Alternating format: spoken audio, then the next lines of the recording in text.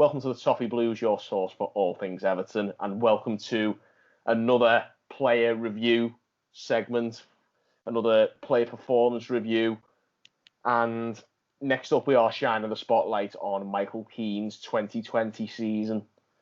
We'll start with Paul on this one. How do you think Michael Keane's got on this season? Not as good as last season, but not quite as bad as his first season. So maybe this season we saw Michael Keane's true level, where he'll play well in some games and there'll be some games that he's just absolutely awful in. And the only way you'll get a proper use out of him is if you play in a low block defensive system. Michael Keane, am I right in saying he's got 2 years left on his deal now? It should be, yeah. Yeah. Well, the way I sum up Michael Keane is, if it wasn't for COVID and everything that's going on in the world, if this was just a normal summer and a normal transfer window, I'm pretty convinced the club would get rid of Michael Keane. I think he'd look to cash in before he goes down to his final year.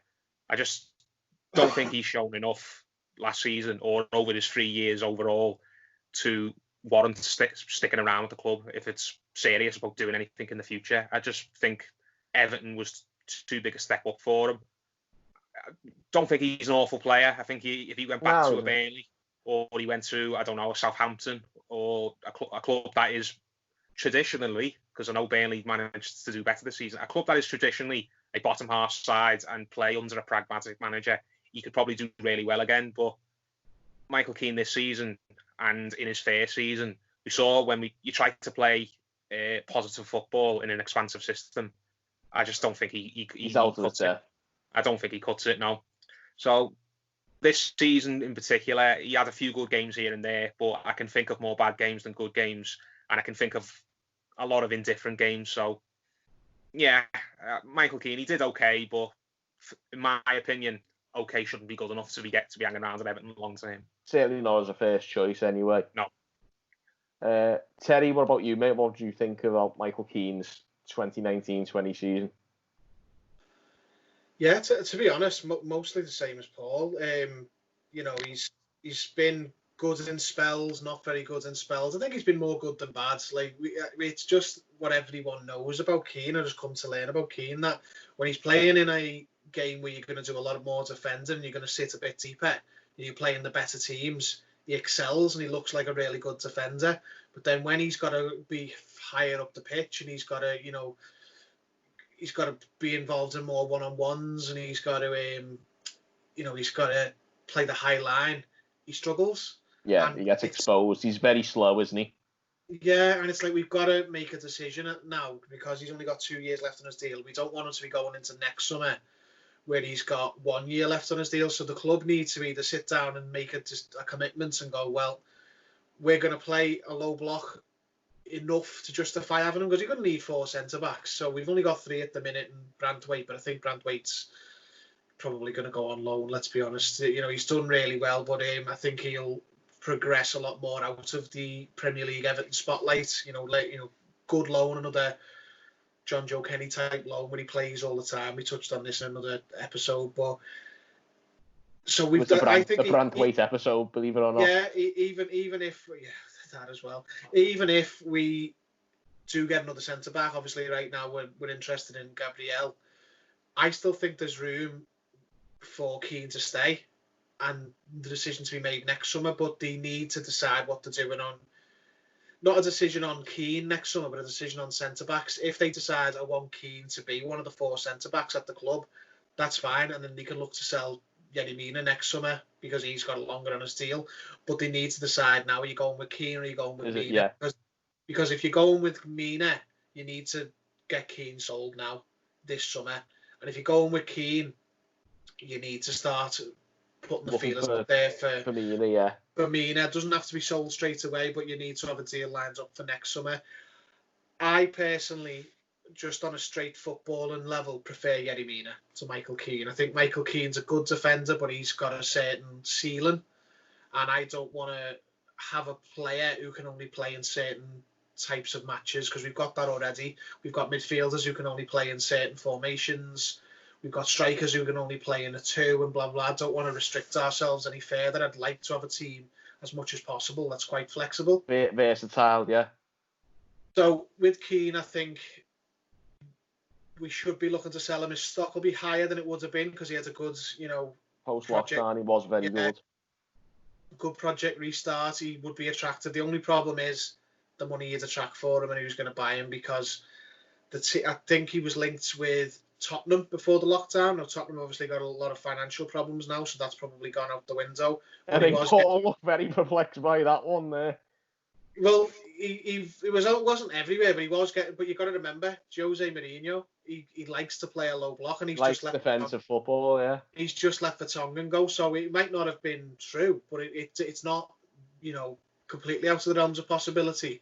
So there will be teams interested in him, but it's Everton's price probably won't be a fire sale price like a Morgan Schneiderlin just to get rid of him, because Keane's here, Keane's contributing, Keane's scoring goals. He's also he's not poisoning the dressing room. Yeah, exactly that. So it could be that we wait another year and see where we end up, but I think that'd be a mistake, because then all the power's in Keane's hands to leave next summer. But he's in a strong position. The club got a player who's useful, and they just need to see if someone will match their valuation this summer. I think it is. He's a low block player, isn't he? It's horses for courses in that respect.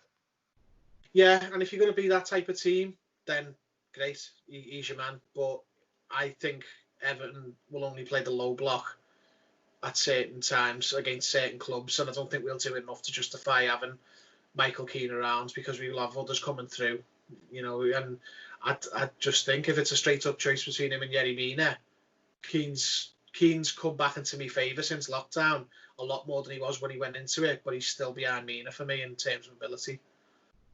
Yeah, I mean, I think Keane moving forwards is probably the less versatile in terms of being able to adapt. So I think that stands against them.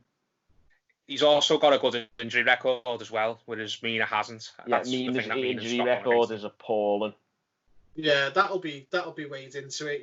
They could just that will be a factor when they weigh. If they are going to weigh up the two of them, like I've suggested, that will come into it, and Mina will lose to him in that regard. But I don't know. I still think Keane's probably the one I'd look to. I think you'd get more money for Keane as well. But are you sure? That's the next thing I was actually going to ask. Was Michael Keane is a predominantly low block centre back.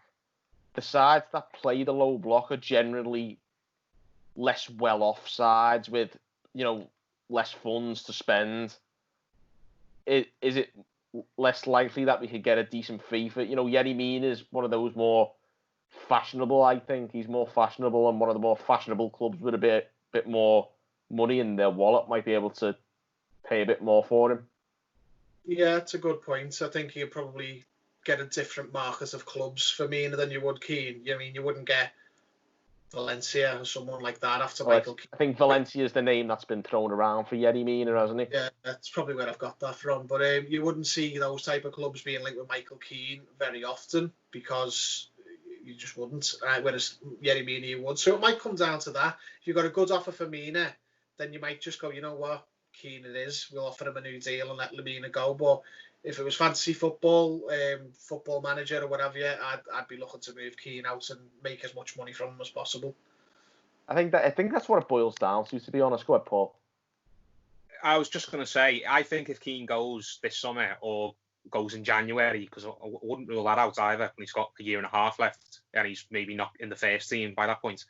I think what I can see is I can see him going to, I don't know, maybe a West Brom or a Leeds on an initial loan deal, and maybe the club try and work something in where if that club stays up, then it activates a clause maybe. Yeah, I can see that. I mean, Leeds have just fallen foul of that with Kevin Augustin, haven't they, with Leipzig? I think they had an obligation to buy because they thought he was going to be boss, and they went up anyway, but obviously they have to pay for him now. Yeah. But there's a lot of... We're not factoring in here, who are probably a very realistic shout. I mean, I don't know what their finances are like. West Ham. Under David Moyes, Is Moyes going to still be there, though, by that point? I think he will now, yeah. And they can't sack him after the second time keeping him up. Even they can't be that bad, those owners. No, but never write it off. Their owners are are like Newcastle. They've got delusions of grandeur.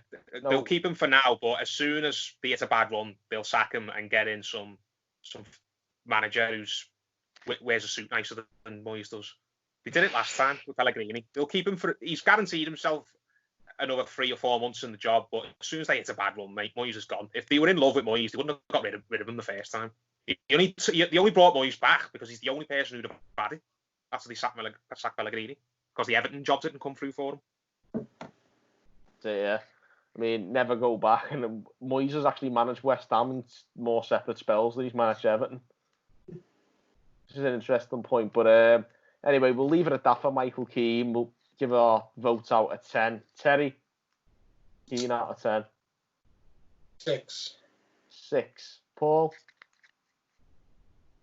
I'm toying between a 5 or a 6 because I don't think he's been awful, but I don't think he's been really good either. Give him a 5.